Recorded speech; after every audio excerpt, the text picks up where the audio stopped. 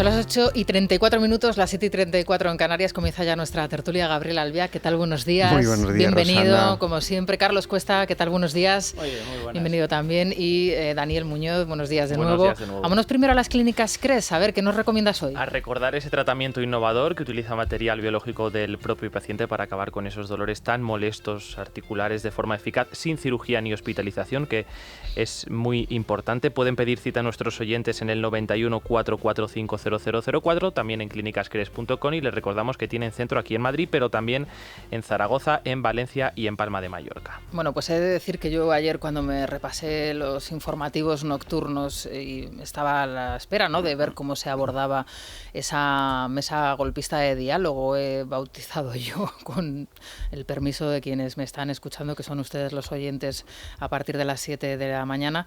Bueno, pues no me sorprendió, porque en las televisiones uno ya espera ver lo que ve casi todos los días, pero sí que es verdad que me ha sorprendido mucho ver determinados titulares hoy en la prensa esta noche, cuando la estaba leyendo. Bueno, en algunos periódicos directamente la noticia es relegada como una tercera o cuarta información de la jornada, en otros directamente se oculta con alguna filtración de turno, y en algunos otros que le dedican espacio me parece que los titulares desde luego no se corresponden con lo que ayer sucedió en Moncloa, que probablemente sea una de las cuestiones más graves que han ocurrido en la sede del Gobierno de la Nación, yo creo que en las últimas décadas. Pero bueno, yo no sé cómo lo ves tú, cómo lo analizan. A mí me ha llamado particularmente la atención el editorial de La Razón. Es verdad que es crítico con el acuerdo para blindar el catalán, pero le parece bien el acuerdo para desjudicializar la política. Dice, entre otros asuntos, que en ese pacto los separatistas, leo de manera textual, asumen su responsabilidad en el golpe de Estado de 2017 y renuncian al uso de vías unilaterales. Claro, cabe preguntarse, por ejemplo, si asumen la responsabilidad en el golpe de Estado, ¿por qué pide la amnistía?, ¿no? Es un poco contradictorio. Pero es que además Paco Maruenda, en la misma línea, sostiene que asistimos a una victoria pírrica de Esquerra, que Sánchez les ha vuelto a levantar la cartera y que en el tema del catalán no podrán impedir la acción de la justicia. ¿De cuál? Bueno, ¿De esto qué es lo que se justicia? apunta hoy en las páginas de Diario La Razón. Ya digo, me sorprende, no podrán impedir la acción de la justicia. Lo cierto es que hasta ahora, desde luego, sí lo han hecho. La prensa también recoge las palabras de Sánchez sobre Chaves y Griñán. El Mundo titula en portada: Sánchez descalifica a la justicia y anticipa el indulto a Griñán. Raúl del Pozo da por hecho que ese indulto va a llegar. ABC denuncia en su editorial que Sánchez se significa a favor de la corrupción.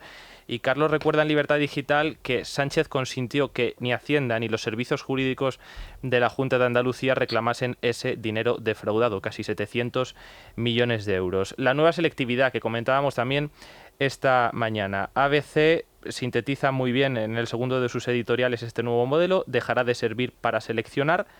Hay que decir que ya lo hacía, porque el 95% de los alumnos aprobaban. Ignacio Camacho dice que asistimos a una epidemia de facilismo. También está bien tirado. Y por último, El País, que adelanta en portada cómo va a ser el impuesto a las energéticas que va a registrar hoy Partido Socialista y Unidas Podemos en el Congreso. Va a gravar un 2% las ventas nacionales para las empresas que facturen más de 1.000 millones de euros anualmente. Y al hilo de las maniobras de Hacienda, no quiero terminar sin mencionar el, en fin, hilarante editorial del diario El País sobre el techo de gasto. Dice que crece menos de lo que lo hace la inflación, solo faltaría, lo que significa que el gobierno lleva a cabo un ajuste del gasto. Esto es lo que dice el editorial del diario El País. Quiero recordar que, según las previsiones del propio gobierno, España va a cerrar el próximo año 2023 con un déficit del 3,9%. Dicho de otro modo, en 2024, cuando Bruselas va a retomar esas sendas, esas reglas fiscales, España estaría un punto por encima de lo permitido por las autoridades europeas. Y aún así, El País dice que se lleva a cabo un ajuste del gasto. Sí, El País hoy se cubre de gloria, porque en el editorial que lleva sobre los ERE también dice que Chaves y que Griñán ya cumplieron cuando renunciaron a sus cargos, que no tiene mucho sentido el que ahora ingresen en prisión. En fin, vamos a comenzar, si os parece, por la cuestión de la mesa de diálogo, ilustrada, por cierto, con fotografía a toda página en alguno de los periódicos. De nuevo, la pasarela de Moncloa. Yo creo que es de una desfachatez absoluta, ¿no?, también representar rematar lo que ayer sucedió en Moncloa con esta imagen de ministros, vicepresidentes y consejeros, todos bien arregladitos acudiendo a la sede de la presidencia, ¿no? Sí, yo subrayaría algo que en un sistema garantista debería ser una evidencia. No se puede desjudicializar la política, porque precisamente lo que caracteriza a la democracia, y es lo único que define como tal a una democracia, es un sistema de división y contraposición de poderes que sitúa a los políticos bajo el control de la ley que aplican y ejercen autónomamente los jueces.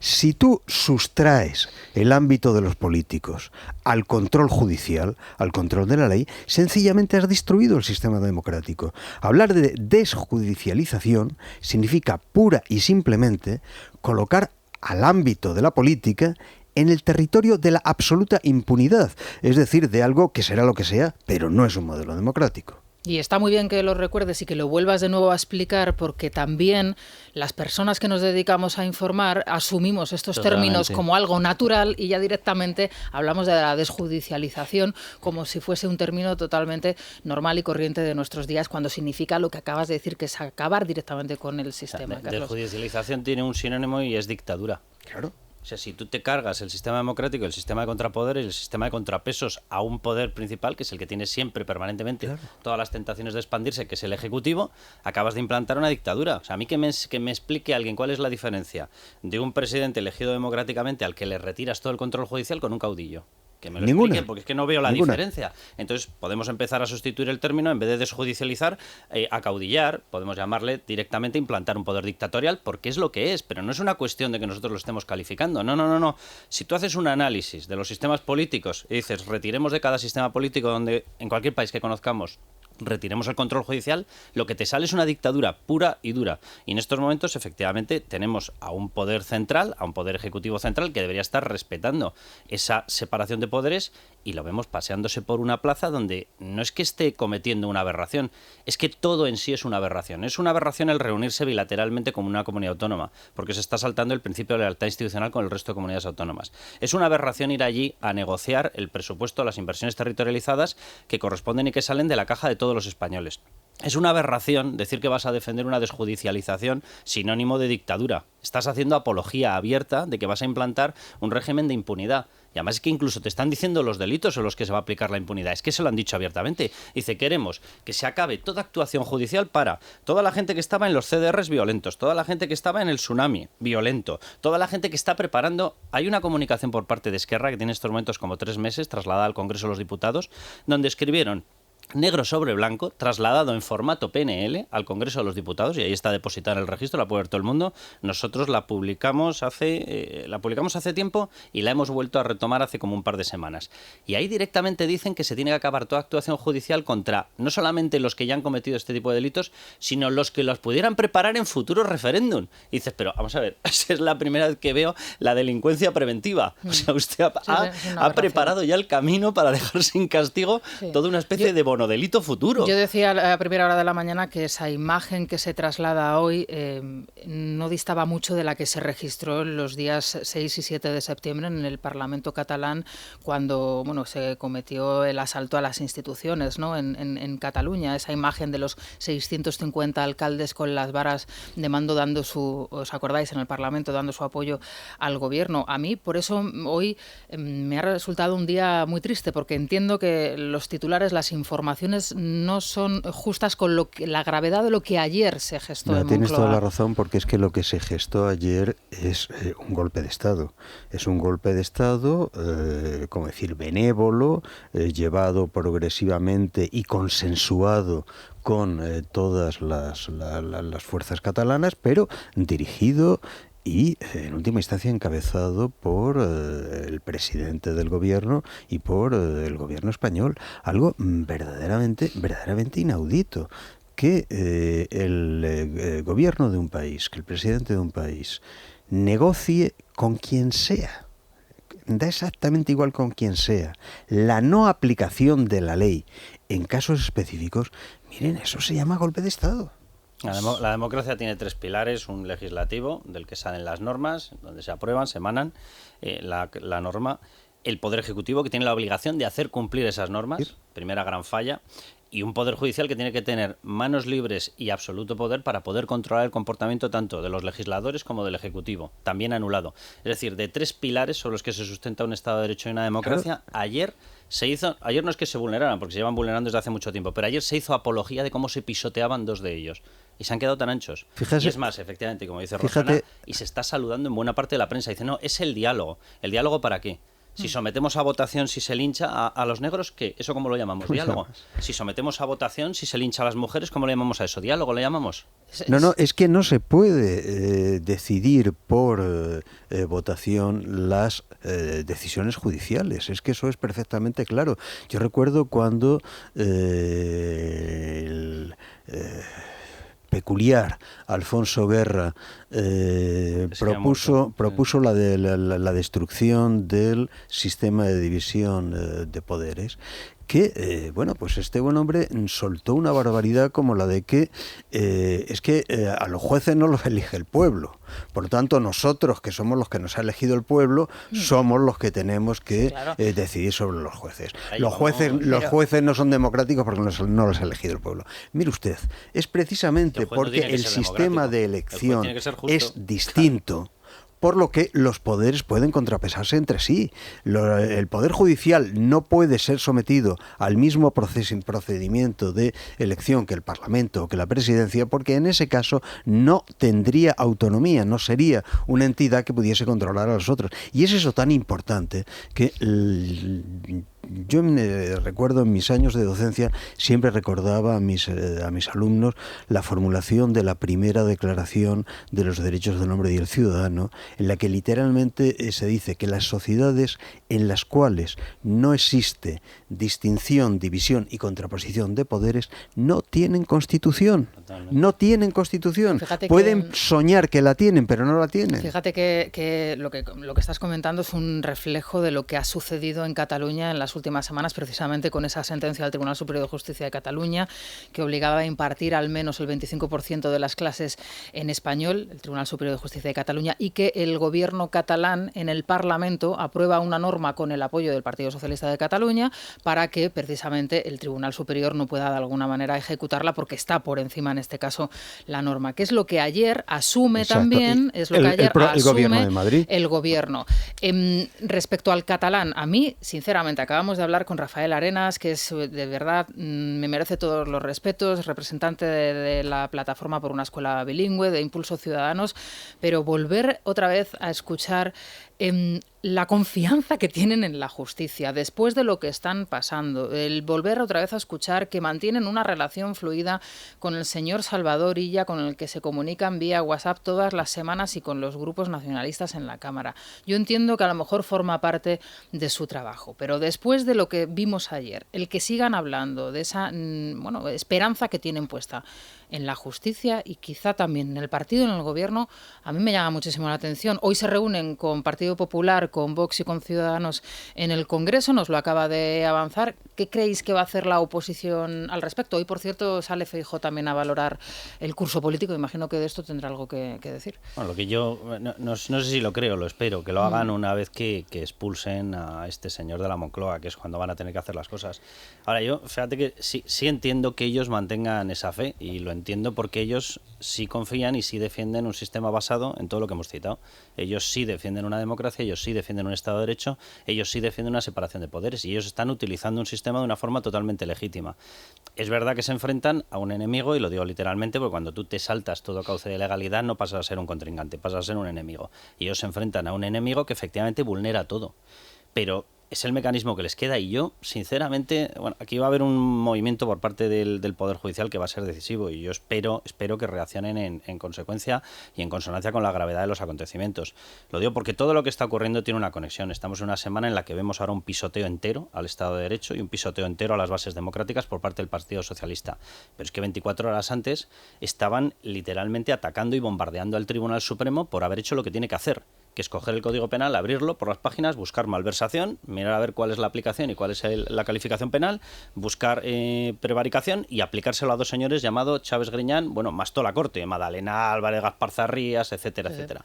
Y por hacer eso lo han bombardeado. Yo estaba esperando a ver si salía el Poder Judicial, el Consejo General del Poder Judicial, a criticar ese ataque al Tribunal Supremo. Han estado callados, ¿vale? Ahora viene el gran ataque. Ellos evidentemente quieren tomar el Tribunal Constitucional para lo que se han fabricado una ley que es, desde mi punto de vista, abiertamente ilegal. Cuando tú fabricas una ley para un caso particular y eliminas la generalidad que es exigible para cualquier ley, esa ley se convierte en ilegal. Y se ha fabricado una ley para que los señores del Poder Judicial desbloqueen una decisión por parte del Gobierno de invadir y tomar el control del Tribunal Constitucional. Si lo consiguen, vamos a ver cómo todas estas normas logran el placet de ese Tribunal Constitucional. Pero es que lo puede parar el Poder Judicial. En la decisión que tiene que tomar en pleno puede bloquear los nombramientos. Si lo toma, el Poder Judicial estará en consonancia y habrá entendido la gravedad de los acontecimientos. Si no lo toma, ahí sí que, Rosana, yo entiendo perfectamente tu frase. Yo no veo muy previsible que eso No, suceda, sí, lo lanzo como parece... básicamente como petición, casi, Es que, del oyente. Es que estamos en un momento de acelerón absoluto, porque la situación es clara. Las medidas que se están tratando de tomar son medidas abiertamente anticonstitucionales, son medidas de desplome de la democracia, al menos en los términos convencionales en que ese término se utiliza en toda Europa. Y el gobierno sabe perfectamente que tiene un periodo, un plazo muy breve para llevarla a cabo. Carlos lo decía hace un momento, los partidos de la oposición pues serán mejores o peores, nos resultarán más simpáticos o más antipáticos, pero parece perfectamente claro que en este sentido sí apuestan por evitar este proceso de descomposición, este proceso que lleva a no aplicar la ley en Andalucía, a permitir la secesión de Cataluña, ya que en cada lugar donde existan intereses concretos del partido sanchista en juego, esos intereses pasen por encima de la ley. La oposición efectivamente, al menos en ese aspecto, parece tener claro que no se puede seguir por esa vía, pero vamos a ver, la cuestión es que en términos puramente formales la oposición no tiene ninguna posibilidad de llegar al poder antes de unas elecciones generales para las cuales queda algo más de un año. Claro, y el acuerdo con Esquerra ya está hecho, es decir, el apoyo de Esquerra ya está conseguido. El golpe de Estado en Cataluña, el gobierno puede producirlo en meses. Cataluña y País Vasco, ¿eh? Por eso. Pero y desde la Moncloa. Y desde la Moncloa, claro, por eso he dicho el gobierno. El golpe de Estado en Cataluña, el gobierno puede generarlo en meses. Y la destrucción de la sentencia judicial en Andalucía puede imponerla, no diré que en semanas, pero también en pocos meses. Y cuidado, esa sentencia es muy importante, porque es que estamos hablando de un proceso de corrupción que se ha alargado desde el inicio de la democracia en España. La corrupción en Andalucía ha sido el sustrato, el asiento sobre el cual ha asentado, ha arraigado su poder el PSOE, no solo en Andalucía, sino en toda España. Porque es que, naturalmente, la fórmula verdaderamente lerda del presidente del gobierno. Están pagando justos por pecadores, ellos no han robado. Bueno, vamos a ver. Están pagando delincuentes por violación de la ley. Y en estos momentos ya no tenemos por qué decir presuntos delincuentes, porque son delincuentes con condena firme. Y con condena firme por fraude en asuntos económicos absolutamente extraordinarios, en cantidades inmensas. ¿Eso se hacía por un capricho? ¿Eso se hacía por una bondad? No, mire usted, eso se hacía porque esa era una inmensa máquina de compra de votos. Claro. Y por lo tanto tenía una rentabilidad extraordinaria. Lo que se llevaban los políticos de ese inmenso fraude no era esencialmente, aunque alguno también se lo llevase, el dinero que se fuera en el bolsillo, no. Lo que se llevaba era la garantía de una continuidad política. Y la continuidad de una garantía política es también la garantía de una continuidad económica. No, pero está claro que la construcción del indulto está en marcha y en eso llevan además mucho tiempo en el gobierno y en el Partido Socialista, lo que pasa que a lo mejor no nos habíamos querido dar cuenta. De todas formas, hablábamos, y esto me recuerda a lo que Federico no hace demasiadas semanas o no hace demasiados meses venía sosteniendo a Sánchez. Le quedan dos alternativas cuando barajábamos la posibilidad de que Sánchez dejase el gobierno, que viese o optase apostarse por una opción internacional. Decía, quedan dos opciones, decía Federico. La opción de irse fuera, salir fuera, Estados Unidos, Europa, o el golpe.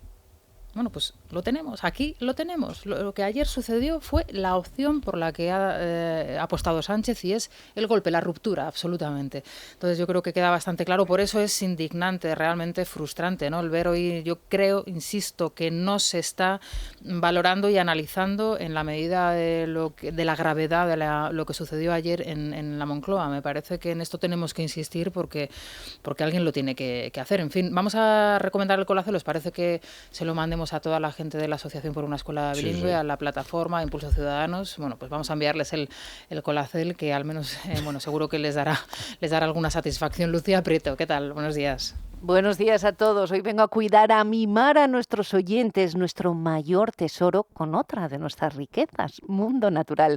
El colágeno está presente en casi todas las estructuras del cuerpo y su fabricación es fundamental para retrasar el envejecimiento. ¿Cómo podemos hacer que no falte? Animar a la producción de esta proteína fundamental que empieza a decaer a partir de los 40. Fácil, quédense con un nombre: Colacel Antiox de Mundo Natural. Nos aporta péptidos marinos, potentes antioxidantes y sobre todo la vitamina C, que contribuye a la producción endógena del colágeno.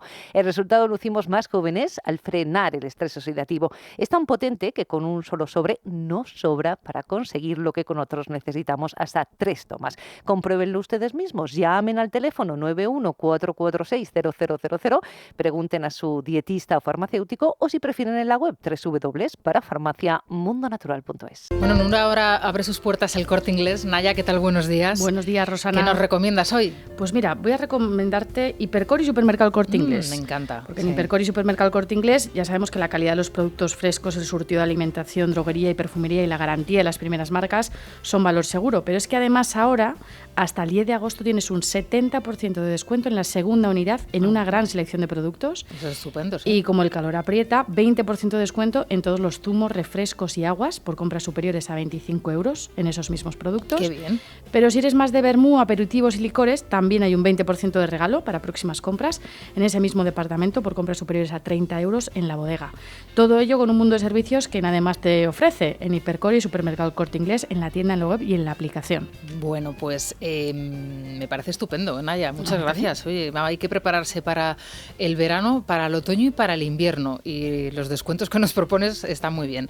En unos instantes vamos a hacer enseguida una pausa, pero vamos a hablar con Enrique Osorio, el consejero de Educación de la Comunidad de Madrid, si os parece, de ese nuevo proyecto de EBAU que ayer, así como por arte de magia, también presentan ayer, ¿no? Hoy la filtración en el país del impuesto a la banca y a las energéticas, también esa presentación de la EBAU, de la nueva EBAU, de ese proyecto que les llevó nada más y nada menos que entre 15 y 20 minutos en el informativo en prime time en televisión española, la televisión pública, sí, la de todos, hablando de esto y no hablando de otras cuestiones. En fin, quería saber vuestra opinión al respecto de lo que se ha conocido, que es muy poco. Ahora le preguntaremos al señor Osorio si conoce o si nos puede dar algún dato más, pero sobre todo me interesa saber vuestra opinión sobre esa prueba que decía yo, subjetiva totalmente, sobre la madurez, y que va a contar el 75% de la nota de la EBAU, de la selectividad. Vamos a ver, la selectividad, es decir, el filtro que va de la enseñanza media a la universidad, es un mecanismo de competencia interna entre una serie de individuos que han acabado una etapa escolar y que tienen que optar a un número limitado de opciones en una fase superior. Por lo tanto, por definición, es una competición entre aquellos que optan a las plazas. Si hay 10 plazas para 200 personas, pues se selecciona a las 200 más capacitadas para ello. Eso requiere 2 factores que son irrenunciables, absolutamente irrenunciables. Uno, que la selección se efectúe a escala nacional, con los mismos criterios y preferentemente con el mismo examen. Así se hace en Francia, no sé si también en Alemania, así se hace en buena parte de Europa, porque efectivamente todos los estudiantes de una nación tienen el derecho a competir, porque se trata de una competición por esas plazas. Sí, el principio de igualdad, o sea, eso está claro. Y en segundo lugar, que la competición sea limpia, es decir, que los criterios que se utilicen para efectuar la selección entre los que compiten sean criterios objetivos, no subjetivos. Por lo tanto, lo que debe primar es la fijación de disciplinas teóricas, de disciplinas científicas, de disciplinas objetivas. Cuando tú pasas a introducir, en primer lugar, lo que se refiere a la unidad de la prueba, no ha existido nunca en España, porque en este pobre país nuestro el sistema de las autonomías impide que se fije un criterio universal. Pero es que en segundo lugar, lo que se nos acaba de decir, insisto, con la poca información que tenemos todavía, es que lo que va a primar hasta llegar al 75% de la valoración es una cosa llamada prueba de madurez. Mire usted, eso de la madurez académica, aparte de ser una metáfora, es algo que no significa absolutamente nada. Yo sé lo que es la madurez de un melocotón o lo que es la madurez de una berenjena. No sé lo que es la madurez de una persona. Sé si sabe hacer logaritmos. Sé si sabe distinguir un texto de Aristóteles de un texto de Platón. Sé si se puede establecer que tiene un conocimiento adecuado en física o en química, materias que son codificables. Pero mire usted, no sé cómo demonios va a dotar usted del 75% del peso de su evaluación a una madurez. Sí, pues mira, lo que han explicado, Carlos, hasta el momento es que esa prueba va a consistir en que les van a dar un dossier con información, con infografías, con textos, y les van a realizar preguntas abiertas, preguntas cerradas y preguntas intermedias, así lo han explicado, ¿no? Para desarrollar en español, en inglés y en la lengua cooficial. ¿Qué se va a meter ahí en ese dossier? Pues vete, mira, ahí puedes meter de todo. Se me empiezan a ocurrir lo de preguntas abiertas, cerradas e intermedias es maravilloso. Y no pueden ser preguntas triangulares, preguntas cuadrangulares. Con eso ellos vamos a apostarnos algo. A que aparece alguna sobre ¿considera usted absolutamente relevante y decisivo el cuidado del medio ambiente y la lucha contra el cambio climático en los tiempos actuales? Claro. Aparecerá. ¿Considera usted que en caso de una falta de recaudación lo que hace que falta es incrementar los impuestos? O sea, doy dos ideas que seguro que ya las tenían copadas. Bueno, y ahí en el dossier te pueden meter el último discurso de Greta Thunberg, un dossier sobre todos los incendios que se han producido en España. La defensa del derecho a decidir y del diálogo. En fin, es dramático, es realmente... Es la destrucción completa. Ya llevamos décadas destruyendo el sistema de enseñanza en España, pero bueno, esto ya ni siquiera nos asombra, es lo grotesco. Imponen una prueba de madurez los que han convertido todo el sistema educativo en lo más infantil que yo he visto en mi vida. Claro, es el paso de las pruebas sin haber demostrado nunca jamás que serías capaz de superar las pruebas. Sí. Entonces, ¿cómo le puedes llamar prueba de madurez a algo que ha sido diseñado por alguien que busca el infantilismo absoluto en el sistema educativo? O sea, se han cargado por completo cualquier cuestión de mérito, cualquier cuestión de esfuerzo. O sea, antes se llamaba selectividad y el nombre correspondía a que había que seleccionar. Bueno, lo que están haciendo con esto es que eso no es por un capricho, es porque cada centro universitario dispone de unas plazas que saca a concurso. Una cuestión, Gabriel, que yo sé que esto, pues hay gente que le puede molestar que se diga, vamos a ver, el dinero con el que se pagan las universidades privadas sale de las familias de cada uno, ¿vale? El dinero con el que se pagan las universidades públicas sale de los impuestos de todos. Esa prueba de selectividad garantizaba que una persona cuando entraba en ese sistema del cual iba a absorber fondos de todas las familias, iba a aprovecharlo. Para eso servía la prueba de selectividad. Muy bien, o sea, si como el Partido Socialista, comunista socialista, ya no sé cómo llamar este partido, parte de la base de que da olímpicamente lo mismo el esfuerzo de las familias, se puede extraer de ellos y de sus bolsillos todos los fondos que hagan falta, se les puede estrujar hasta que no les quede ni un céntimo, pues claro, evidentemente ha pasado a considerar que en la selectividad tienen que pasar todos. ¿Por qué? Porque el esfuerzo fiscal de cada familia tiene que ser infinito, no vaya a ser que alguno se quede sin poder pasar a la universidad y se lo achaque a un gobernante socialista. Bueno, estás expulsando, digamos, que a todas las generaciones venideras del sistema y del país, porque yo creo que la gente que tenga el mínimo interés por llegar a ser alguien en esta vida, a desarrollarse profesionalmente, el poder desarrollar una profesión, ¿no? y un trabajo de manera digna, es a lo que están abocando, ¿no? En fin, vamos a hacer una pausa y enseguida continuamos con esta cuestión, si os parece. Es la mañana. Es radio.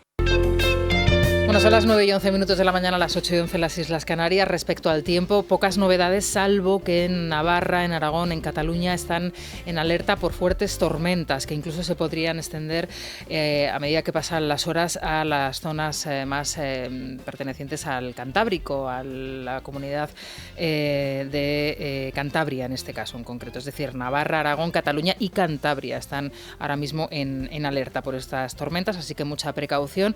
En Madrid tenemos 21 grados, hoy la máxima será de 36, una jornada muy parecida a la de ayer, y hoy la máxima, fijaos, se va a registrar en Granada y en una de las ciudades más bonitas pero también más calurosas de España, que es Toledo. En Toledo hace un calor que tela marinera, o sea que yo no sé si hoy hay alguien en Toledo. Si hay alguien en Toledo, la suave brisa marina de Toledo. Que se lo digan a Girauta, que lo lleva fenomenal, sí. En fin, la mínima en Burgos con 11 grados.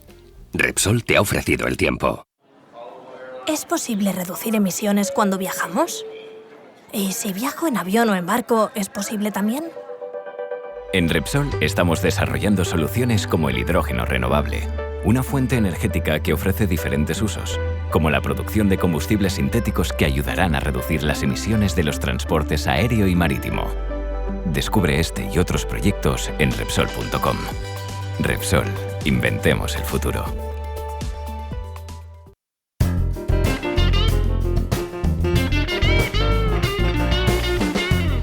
Bueno, y a esta hora de la mañana, Beatriz García, buenos días de nuevo. Hola otra vez, ¿Cómo Rosana? abre la bolsa? Pues el IBEX 35 amanece en rojo, el selectivo madrileño pierde en estos momentos un 0,45% y cotiza por encima de los 8.000 puntos. La Reserva Federal cumplió ayer con el guión, subió los tipos de interés en 75 puntos básicos hasta el 2,25% y bueno, pues el organismo avanzó que en septiembre volverá a encarecer el precio del dinero, bueno, pues para contener la inflación, pero esas subidas de tipos podrían ser más moderadas, lo que bueno, celebraron las bolsas mundiales con ganancias porque a ellos, bueno, pues ya sabemos que a los mercados les gusta mucho más el dinero barato.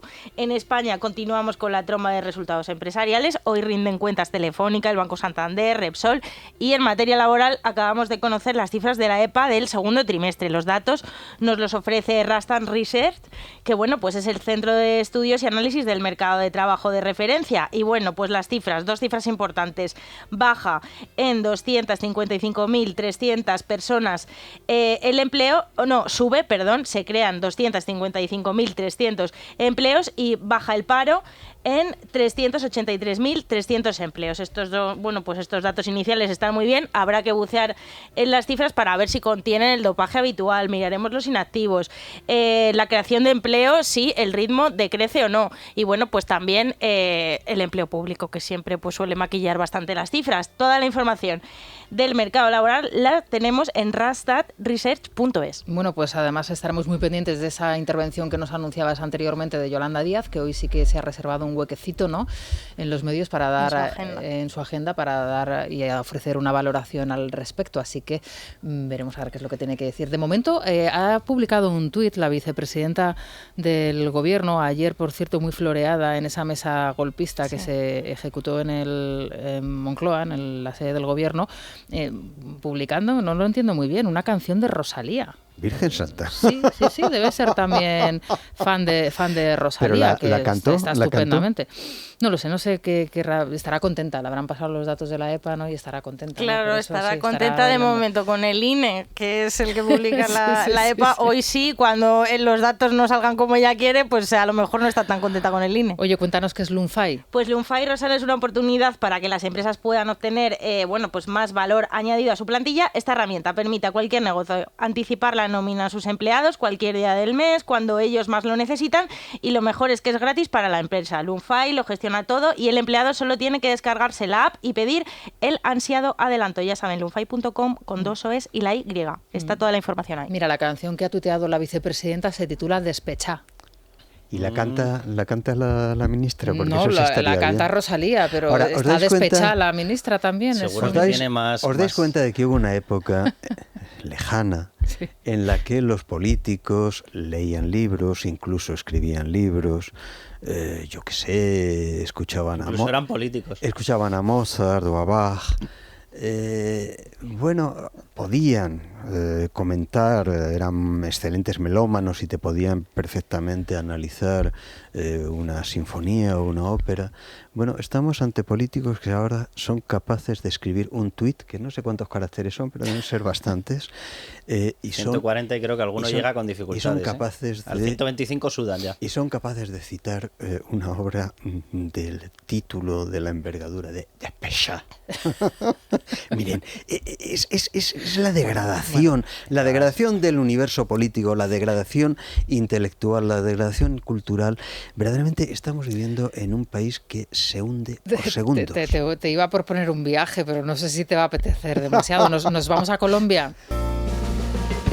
Bueno, estamos ya en comunicación con don Enrique Osorio, el consejero de Educación de la Comunidad de Madrid. Don Enrique, ¿qué tal? Buenos días. Hola, buenos días, Rosana. Bueno, es un placer, como siempre, poder charlar con usted. Sobre todo, hoy le llamábamos para ver si nos podía informar algo más, si usted tenía algo más de información al respecto de ese proyecto para la nueva EBAU que ayer presentaba el Ministerio de Educación, la ministra Pilar Alegría. Bueno, yo me he enterado en la reunión y luego a posteriori estudiando el documento, porque se produjo, en fin, algo realmente lamentable, y es que nos convocan para hablar sobre este documento, de un proyecto de modificación de la EBAU, y resulta que nos mandan el documento media hora antes de la reunión. La reunión era a las 12:30 y a las 12 nos mandan el documento. Pero es que vemos que El País publica un resumen del documento. O sea, me enteré por El País del contenido, y luego en la reunión lo explicaron, ¿no? Así que así se produjo la situación. En esa media hora que tuvo usted para analizar el documento, y luego las horas posteriores hasta este momento en el que estamos hablando, bueno, ¿qué es lo que le ha dado tiempo a ver, a analizar? ¿Qué nos puede contar? Pues son dos grandes decepciones. La primera es porque hay una situación con la EBAU de falta de justicia con los alumnos de determinadas regiones, ¿no? Tenemos un sistema educativo único, tendría que haber una igualdad de oportunidades para todos los alumnos, sean del punto de España donde estudien, y lo que pasa ahora es que somos conscientes de que la evaluación del bachillerato, que eso es previo a la EBAU, lógicamente, hay algunas comunidades pues donde se sacan muchas mejores notas que en otras, ¿no? Porque hay menos exigencia. Luego, los exámenes de la EBAU son diferentes en función de la comunidad autónoma, y somos conscientes también que hay exámenes que son mucho más fáciles que, por ejemplo, los que se plantean en Madrid. Y luego, porque la corrección también es diferente en unas comunidades o en otras. ¿Qué genera esto?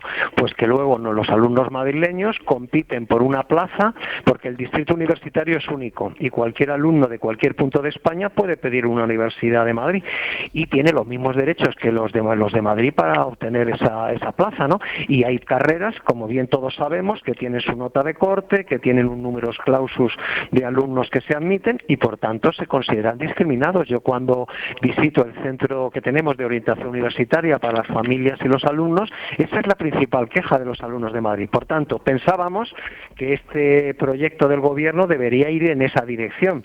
Nada, absolutamente nada. O sea, es exactamente lo mismo. En esa materia no mejoran nada. Para que los oyentes de don Enrique que nos estén escuchando no piensen, bueno, claro, es que él es el consejero de Madrid, forma parte del gobierno regional de la Comunidad de Madrid. He de decir que esta situación, esta circunstancia se da también en otras comunidades autónomas, como por ejemplo en Castilla y León. Por ejemplo, 1 de cada 3 alumnos que ingresan en la Universidad de Medicina de Salamanca, es un caso, son andaluces. Claro, sí.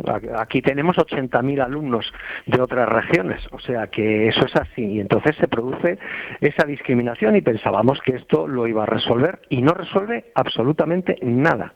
Y luego, la segunda decepción es que se devalúa la EBAU, es decir, en la misma dirección que han devaluado los currículos, que han devaluado la evaluación, promoción y titulación, planteando una especie de aprobado general a través de los decretos de desarrollo de la LOMLOE, ahora plantean una devaluación de la EBAU, que se va a convertir en una prueba muchísimo más sencilla y con mucho menos peso del conocimiento y del esfuerzo y del rigor y de la calidad de la enseñanza a los alumnos. O sea, es una condición continuidad de lo que están haciendo con el sistema educativo en general, que es pues de evaluar el esfuerzo, los conocimientos y la calidad del sistema educativo. Eso ahora lo hacen en la EBAU. ¿Qué datos tienen ustedes o qué les ha comentado la ministra, si es que les ha comentado algo, o el secretario de Estado, sobre esa prueba de madurez académica que se han inventado ahora?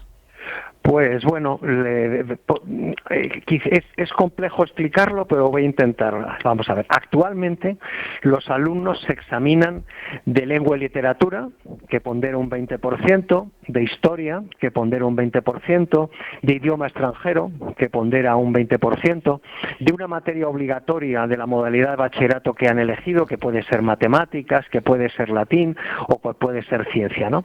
Entonces, lo que hacen, que eso pondera un 40%. Bueno, es un sistema gradual, pero vamos a ir al año final porque si no ya es un lío incomprensible. Bueno, lo que hacen es que lo que más va a pesar a partir de ahora es una prueba que llaman de madurez, donde mezclan.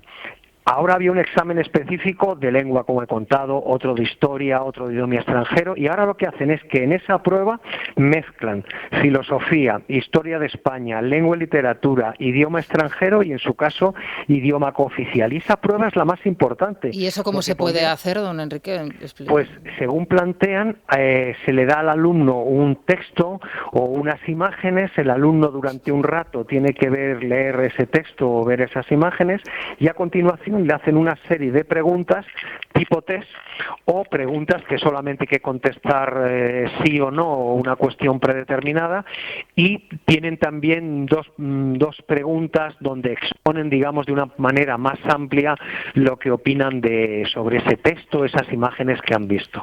O sea, es una auténtica devaluación, porque ahora los alumnos tienen hasta 8 exámenes, todos esos que he dicho, más otros 4 sobre las asignaturas optativas que han elegido en su modalidad de bachillerato, y ahora pasan a un EBAU donde solo habría 4 exámenes, y uno de ellos, el que más pesa, un 75%, es esa amalgama de filosofía, historia de España, lengua y literatura, idioma extranjero y lengua cooficial. Todo mezclado en esa especie de comentario de texto, comentario de imágenes, en fin, que nos produce muy poca tranquilidad, sinceramente. Creo que tienen unos días para presentar, no sé, alegaciones a este proyecto, ¿no? Sus sugerencias, las sugerencias por parte de las comunidades autónomas. ¿Qué es lo que va a hacer la Comunidad de Madrid?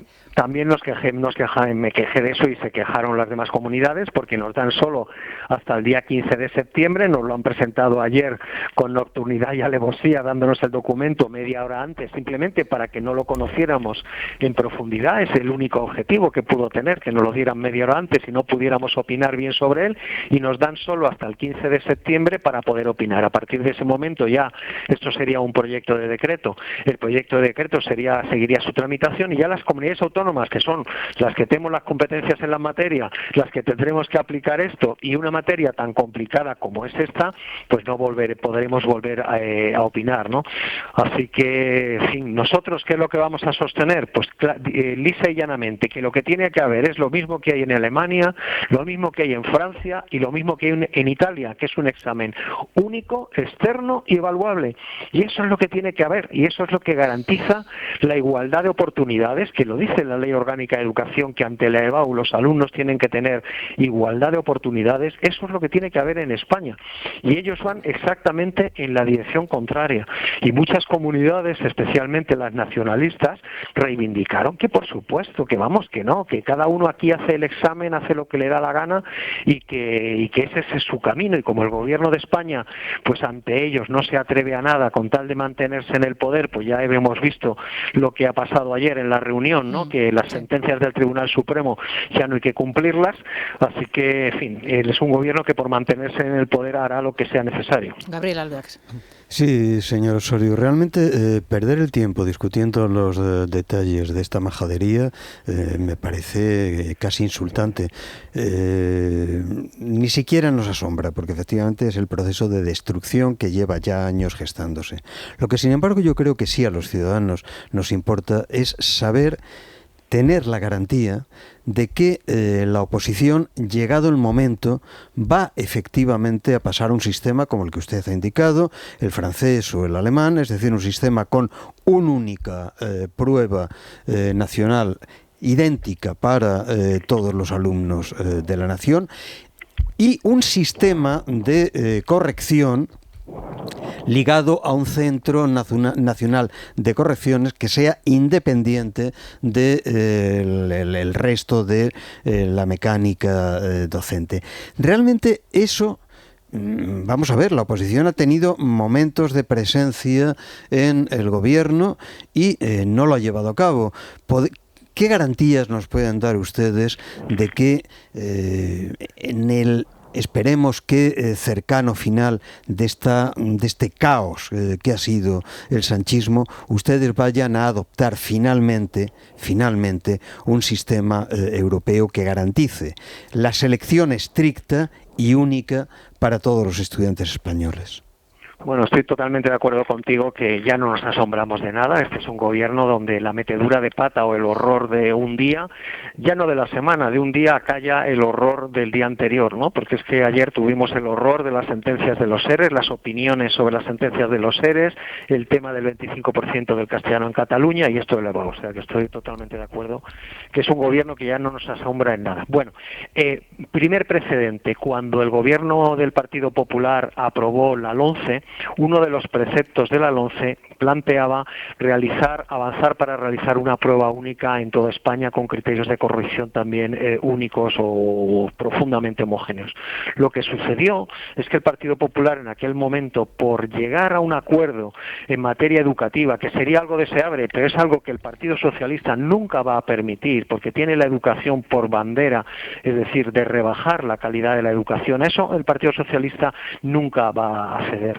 Pero el Partido Popular, que tiene principios, en ese momento, como es bien conocido, con mayoría absoluta en el Congreso, aprobada la LOMCE en el Congreso y en el Senado, determinados aspectos, los más cuestionados por el Partido Socialista u otros partidos, se dejaron mediante un decreto, no se pusieron en marcha de manera inmediata, intentando llegar a ese acuerdo, que de verdad que sería deseable, porque a mí a veces me da pena de los docentes con estos continuos cambios que estamos haciendo, pero es que es un acuerdo que no se va a llegar porque, insisto, el Partido Socialista nunca va a ceder esta bandera, él tiene la bandera de hacer una educación más mediocre y jamás va a ceder. Por tanto, ese sería un precedente que no se llevó a cabo por una buena acción del Partido Popular. Cierto que, ¿cómo nos han pagado el Partido Socialista? Pues nos ha pagado aprobando los LOE sin ningún tipo de acuerdo, sin aprobar ninguna enmienda del Partido Popular, en medio de la pandemia, cuando estábamos metidos en nuestras casas, así nos ha pagado esa buena intención. Y luego, tanto el Partido Popular a nivel nacional como el Partido Popular a nivel regional en la Asamblea, recientemente hemos aprobado proposiciones no de ley para ir a esta dirección que comentaba, sí que he comentado yo, ¿no? De ir a ese examen único, evaluable y con criterios de corrección similares. Carlos. Pero, don Enrique, permítame que le repregunte en la misma vía, porque yo no sé si hay posibilidades reales, si hay un cambio de gobierno nacional, obviamente, pero yo no sé si hay posibilidades reales de parar esta aberración. Lo digo porque es que, vamos, aquí cada uno el que se quiera hacer el tonto que se lo haga, pero es que los comentarios de texto me imagino cuáles van a ser. Pues a lo mejor tienes tres opciones, ¿no? La declaración de Ayete de ETA, un comentario de texto sobre Greta Thunberg y la maravilla del cambio climático, y la tercera, pues la violencia implícita de los hombres en su ADN versus o citado directamente por Irene Montero. Me imagino que serán las tres opciones. Como al alumno se le ocurra decir que está en contra de alguna de ellas, pues posiblemente pues sea la única persona de toda España que acabe en la formación profesional. Entonces yo no sé muy bien qué posibilidades reales, si continúa este gobierno al frente de la Moncloa, hay de frenar esta barbaridad. Bueno, si sigue este gobierno al frente de la Moncloa va a ser muy complicado porque, bueno, ellos pues van a aprobar este decreto.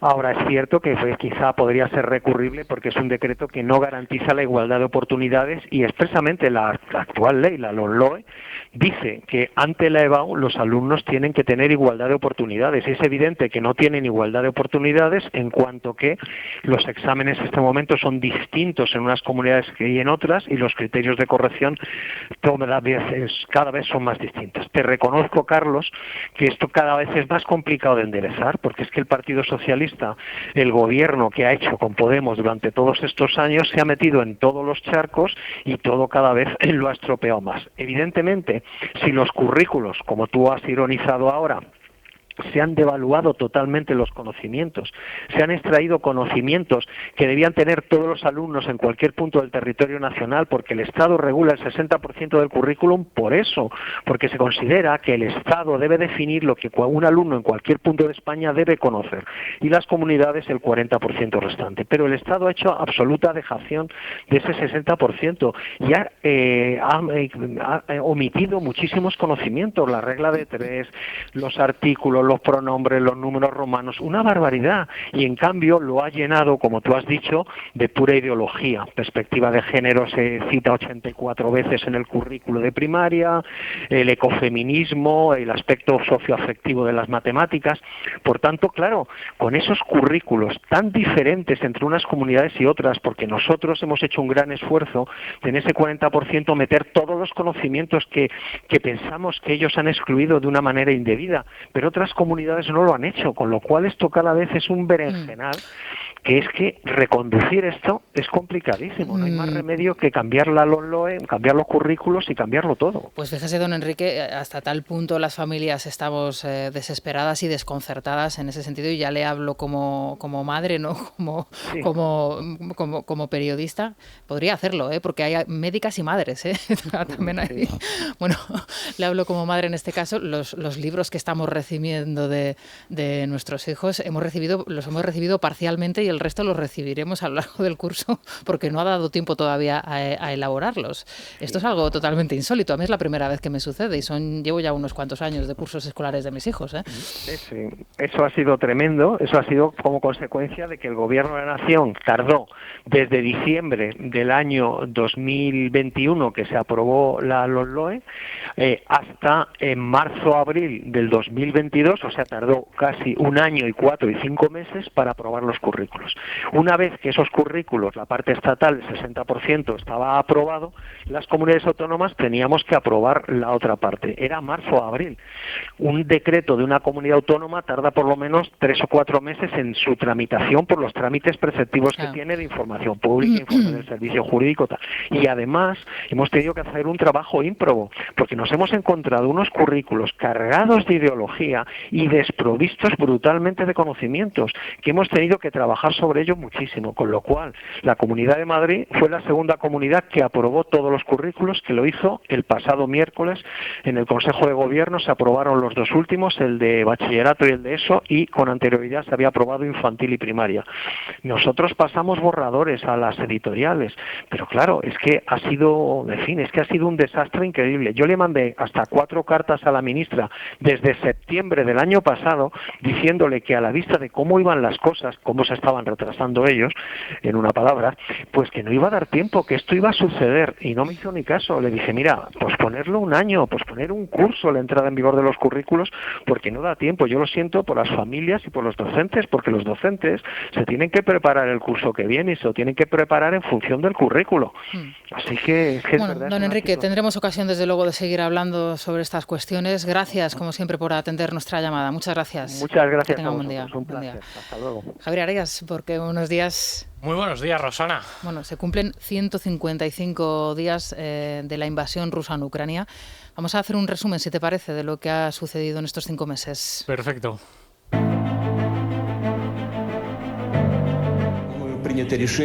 Decidí llevar a cabo una operación militar especial cuyo objetivo es la protección de las personas que durante 8 años sufren abusos y genocidio por parte del régimen de Kiev. Instamos a que dejen las armas de inmediato y se vayan a casa. Lo explicaré. Todos los militares del ejército ucraniano que cumplan con este requisito pueden abandonar libremente el área de las acciones militares y regresar con sus familias.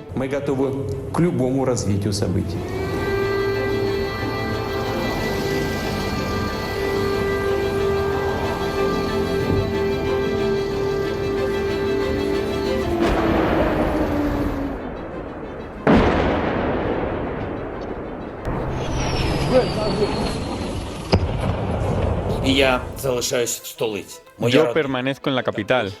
Mi familia está en Ucrania y mis hijos están en Ucrania. Mi familia no es una traidora, son ciudadanos de Ucrania. Pero no tengo la obligación de decir dónde están exactamente. Este paquete va a incluir sanciones financieras que van a limitar severamente el acceso de Rusia a los mercados de capitales. Son sanciones que tendrán un fuerte impacto en la economía de Rusia, que ya se ha enfrentado a una presión intensa en las últimas semanas. Estas acciones van a suprimir su crecimiento económico y aumentarán los costes de endeudamiento. El aumento de la inflación intensificará la salida de capitales y poco a poco erosionará sus bases industriales. El Departamento de Justicia de los Estados Unidos ha designado un grupo de trabajo para perseguir el crimen de los oligarcas rusos. Nos unimos a nuestros aliados europeos para encontrar y perseguir sus yates, sus apartamentos de lujo, sus jets privados. Vamos a por vuestras ganancias obtenidas fraudulentamente. Y hoy quiero anunciar que nos uniremos a nuestros aliados para cerrar el espacio aéreo americano a todos los vuelos rusos. El camino estaba lleno de minas. Cuando pasas el puesto de control ruso no sabes qué tiene en la mente ese idiota. Hemos visto tanto horror. Es lo más horrible. Podría ser la última vez que vea a mis padres. Sí, la verdad es que repasando estos 5 meses en algunos de los audios, ¿no? Que nos deja esta horrible invasión, esta horrible guerra y este éxodo histórico, ¿no? También por parte de la población ucraniana. Hoy sorprende, ¿no? Ver imágenes como la de la portada del diario El Mundo. Varios jóvenes bailan en el festival de música hip hop en Kiev. Bueno, realmente no sé si esto se adapta o se refleja mucho en la realidad de lo que estamos viviendo. Javier, cuéntanos en estos 5 meses cómo nos encontrábamos hace tan solo 155 días, cómo estamos ahora. ¿Esto es un reflejo de la realidad? Eso es un reflejo de la realidad no solo de la guerra en Ucrania, sino de todas las guerras. Es decir, en Bosnia, en la propia Sarajevo, muchas discotecas seguían funcionando. En Mali, yo estaba en Mali al poco de la llegada de los militares españoles, en un momento donde el país en el norte había una guerra crudísima con los yihadistas, y fuimos a tomar copas y estaban llenas. Es decir, la gente también necesita abstraerse de la realidad de la guerra. Es difícil entenderlo, es difícil comprenderlo, pero es así. Es decir, necesitas seguir haciendo tu día a día, y eso es así. Hay que recordar una cosa, es decir, la guerra en Ucrania como tal empezó en 2014. Si tú ibas a Kiev el verano pasado o el anterior, la ciudad estaba llena de carteles de reclutamiento, había muchos, zonas de recuerdo a los militares que estaban cayendo en el Donbass, pero la vida transcurría con normalidad. Es algo que es humano. La necesidad de descongestionar la mente. Las discotecas están abiertas, los cafés están abiertos, las terrazas están abiertas. En las últimas horas hemos conocido que Kiev trata en este caso de recuperar territorio perdido. Hemos conocido también que el secretario de Estado norteamericano Anthony Blinken se va a comunicar telefónicamente. Es la primera vez que lo va a hacer con Sergei Lavrov. Ha dicho y ha aclarado Blinken que en esa conversación no se va a hablar, desde luego, de los territorios ucranianos. Bueno, es extraño pensar que no se va a hablar de Ucrania en una conversación que mantenga con Sergei Lavrov, pero que no va a hablar de una negociación, que para eso está el presidente ucraniano, por supuesto, para eso está Zelensky. ¿En qué punto estamos ahora mismo? Bueno, la situación está ahora mismo prácticamente enquistada desde hace varios meses. Hay que recordar que hasta el 24 de marzo hubo una ofensiva, que era esa que planteaba Rusia de derribar al gobierno de Kiev e intentar tomar Kiev. Esa ofensiva fracasó, tuvo que reconsiderar sus objetivos, y sus objetivos eran el Donbass, los de Rusia, y quedarse con los territorios del sur que tiene de los que se había apoderado durante las primeras semanas. Actualmente la situación está totalmente enquistada. Hasta Rusia reconoce que está en una pausa operativa. Ahora, ¿qué está pasando?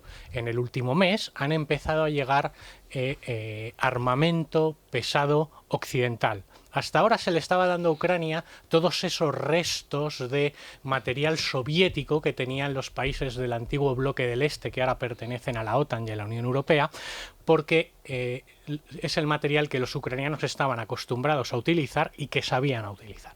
En el último mes se está empezando a llegar ya material mucho más moderno de fabricación occidental. Exactamente, yo creo que son 3 piezas fundamentales que podemos poner del que podemos hablar, ¿no?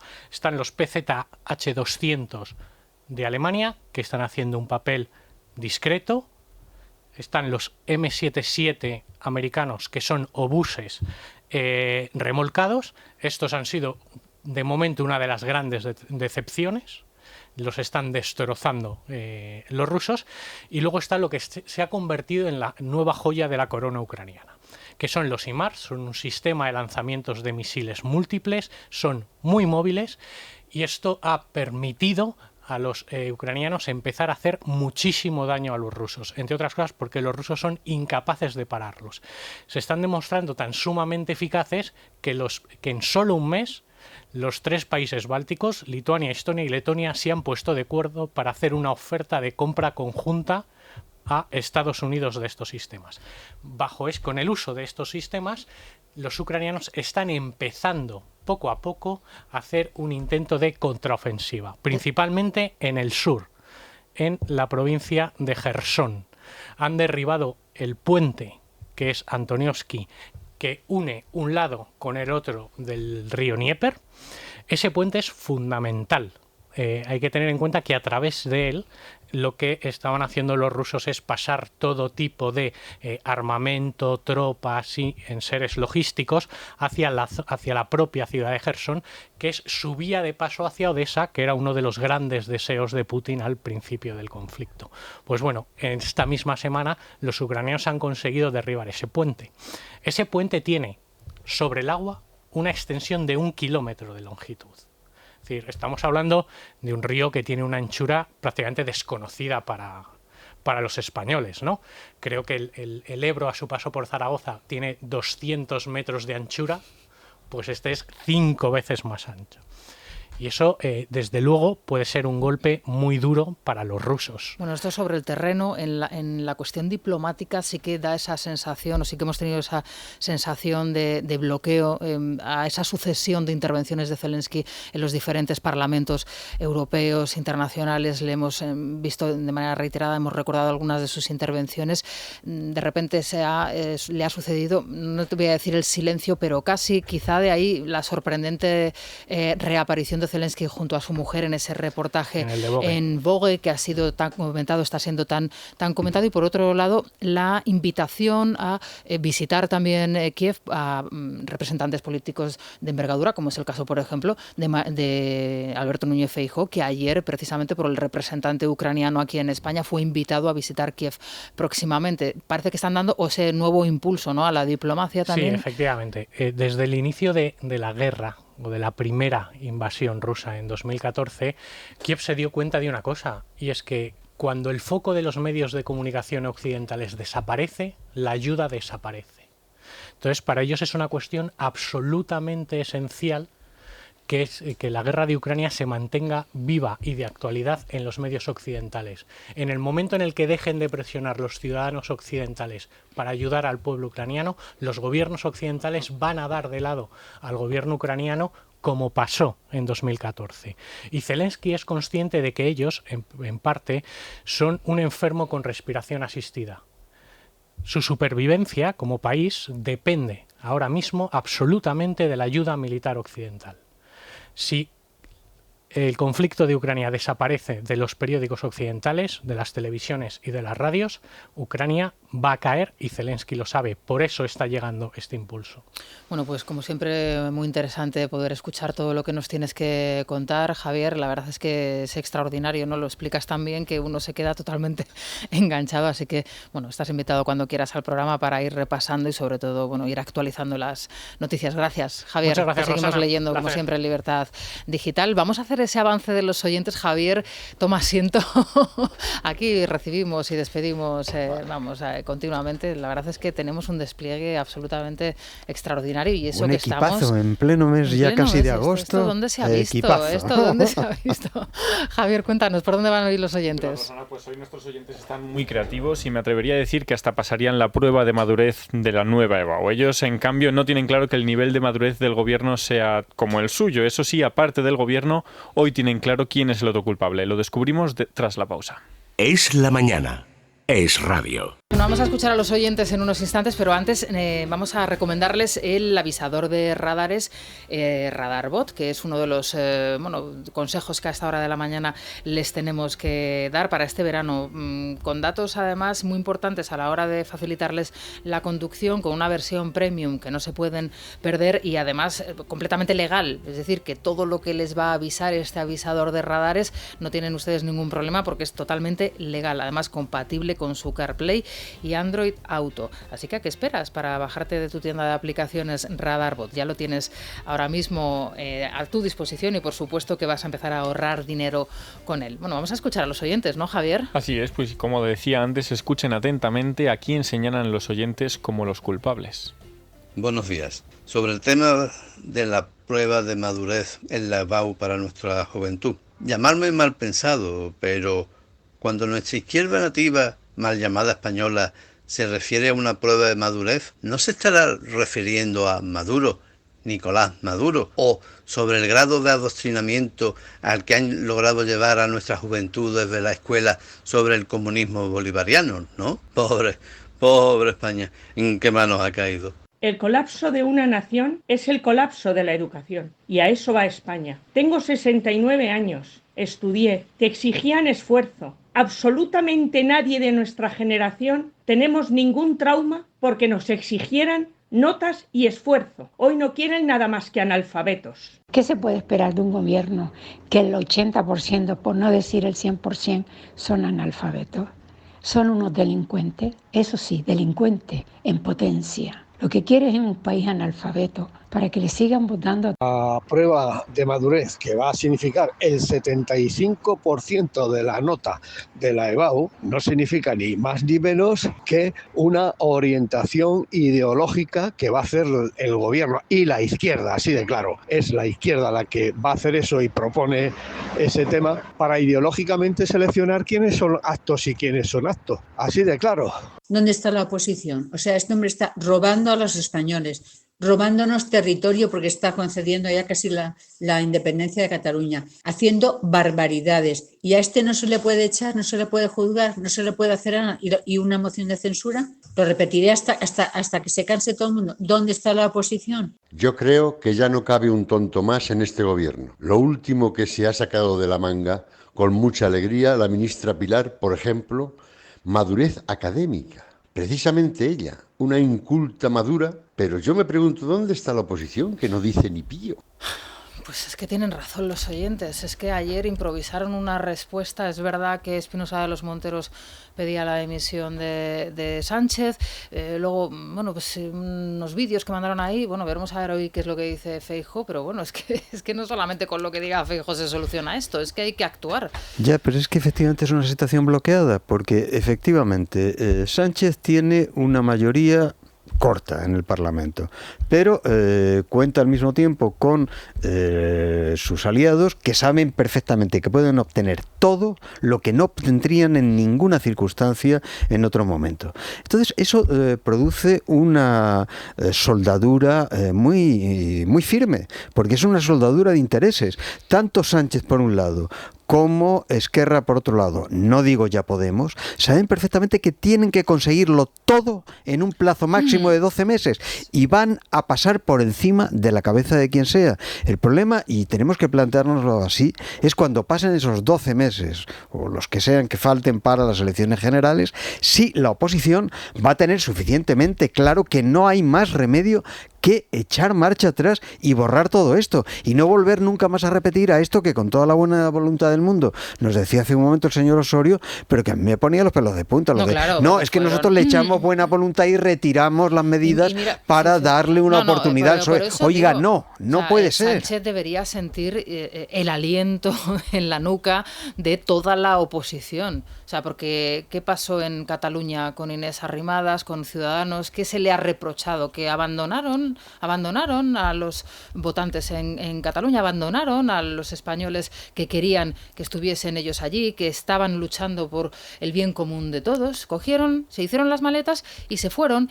Dice ella siempre y ha explicado siempre, es que yo no podía porque el presidente de las Cortes tenía que proponerme. No, pero si es que ya no es eso, era estar ahí.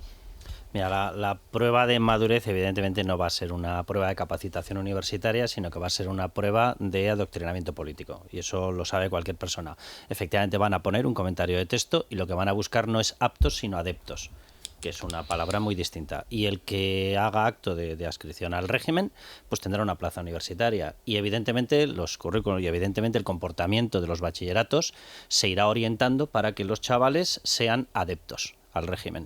Esa es la situación. Entonces yo, lo que decía Rosana y lo que dice la audiencia tiene toda la razón, ¿eh? O sea, yo creo que aquí hay una serie de acciones legales y jurídicas que se pueden adoptar para bloquearlo. En derecho hay una cosa que se llama daño irreparable. No se puede permitir que los alumnos tengan que pasar por determinados libros y por determinado adoctrinamiento político. No se puede permitir. Lo digo porque evidentemente se convierte en un daño irreparable. Y lo estábamos comentando fuera de micrófono, pero todos tenemos ya experiencias con nuestros chavales en clases de cosas que no son educativas. No son educativas, son adoctrinadoras. Y yo lo digo, yo lo comentaba en el programa de Dieter, en un colegio que no debería ser sospechoso de nada, yo me he encontrado con un comentario de texto que era un fragmento del manifiesto del 8M.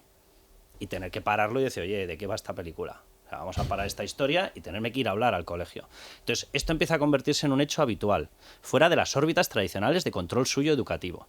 Y a partir de ahora ya va en los libros. Y en los libros de texto se les está metiendo doctrina socialista impositiva, doctrina de género, doctrina del cambio climático, doctrina trans, totalmente interpretada efectivamente de violencia de género, etcétera. Doctrina, no matemáticas, no historia, no, nada de eso. Se les está metiendo doctrina política y eso es un daño irreparable porque se está abonando la mente de gente que evidentemente está en su periodo de madurez, aquí sí, para que se acaben convirtiendo en votantes cautivos del socialismo, comunismo, socialismo.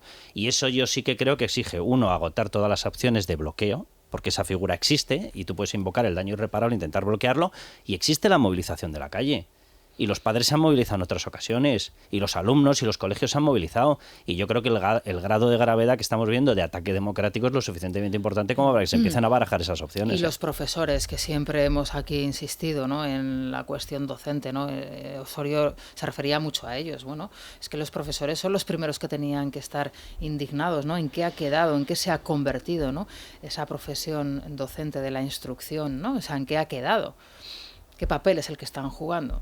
¿No? Si entran en esta correa ya saben cuál es el papel. El papel es eslabón de un adoctrinamiento político para fabricar una dictadura de opinión pública. Pero si lo quieren asumir, enhorabuena, y si no lo quieren asumir, pues que sigan viviendo con la venda. Pero no nos hagamos fantasías. Lo único que puede reparar esto es una posición firme y absolutamente clara de la oposición.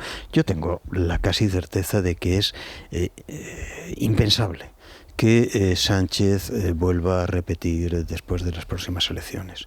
Bueno, pues lo que se le plantea a la oposición es una situación muy difícil, con un coste muy alto, pero que es un deber político y moral absoluto, que es de una maldita vez hacer una ley de enseñanza que sea una ley de enseñanza y acabar con todas estas majaderías. Gabriel, yo digo lo de empezar a movilizar ya incluso movimientos por populares, supuesto. Lo digo por una cuestión. Uno, este año va a ser una batalla cultural brutal, pero dos, para que le quede claro a los siguientes que lleguen, que lo que se opina y lo que se quiere y lo que se demanda de un nuevo gobierno es borrar esto, no retocarlo, no cambiarlo, no te cambio la disposición adicional sexta, sí, no con buenas borrarlo, intenciones, sí, efectivamente. No se puede negociar este tipo de cosas. Vamos a avanzar, si os parece, hacemos una pausa y viene Daniel con más noticias, porque es que hoy es un día que además en el Congreso de los Diputados se van a presentar varias iniciativas, en este caso económicas, importantísimas, y las tenemos que abordar también en unos instantes. Es la mañana. Es radio.